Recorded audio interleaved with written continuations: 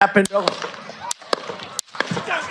In the aftermath of Donald Trump almost losing his life, celebrities are taking the news in a whole range of ways. Unless you've been on the moon for the past few days, you'll probably be aware of the fact that during a rally in Butler, Pennsylvania, former president and Republican candidate Donald Trump was the subject of an assassination attempt. He was midway through his speech when a then unidentified man fired off shots at him, apparently clipping his ear with a bullet in the process. In addition, a spectator in the crowd. After the Secret Service swarmed the stage to protect him, a bloody Trump stood up and fist pumped towards the crowd in an image that his fans are already printing on t-shirts. Now, everyone is chiming in with their reaction to this major news story, and the celeb world is no different. Among the funniest reactions was that of 50 Cent, who seemed to revel in the fact that his defiant classic Many Men Wish Death had basically become the unofficial soundtrack of the moment. Alongside an edited picture of his debut album, which superimposed President Trump's head on his body, 50 wrote, "Trump gets shot, and now I'm trending just days later." 50 then used the same backdrop at a show in Boston when performing the track. As for the ever-controversial Antonio Brown, he used the incident as a chance to examine the strange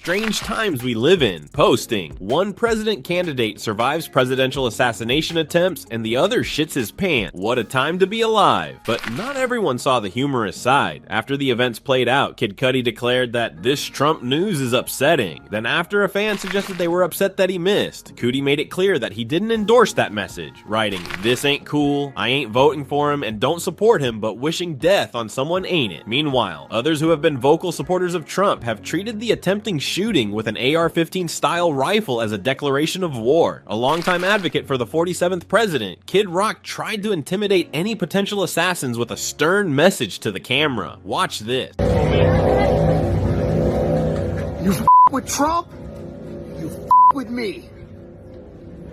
As for Soulja Boy, he wanted answers and seemed to want them from the current man in the White House, declaring, "What you gotta say about this Trump situation?" at Joe Biden. At the moment, what happened that day in Pennsylvania is still a little murky, but there are details about the man responsible that have come to light. The shooter is 20-year-old Thomas Matthew Crooks, a resident of Bethel Park, just an hour south from where he attempted to take the former president's life. It's been revealed that a man who is being trolled for his poor marksmanship by the whole internet tried out for the junior varsity rifle team, but ultimately didn't make the cut. As for those who knew him, this whole thing has come as a major shock. Seen as a nice kid who never talked poorly of anyone, by one former classmate, they said that "I never have thought him capable of anything I've seen him do in the last few days." Another described him as definitely nerdy for sure, but said he never gave off that he was creepy or like a school shooter. He was quiet, but whenever he was asked a question, he was always very polite about it. He knew what he was talking about, and so it was never something that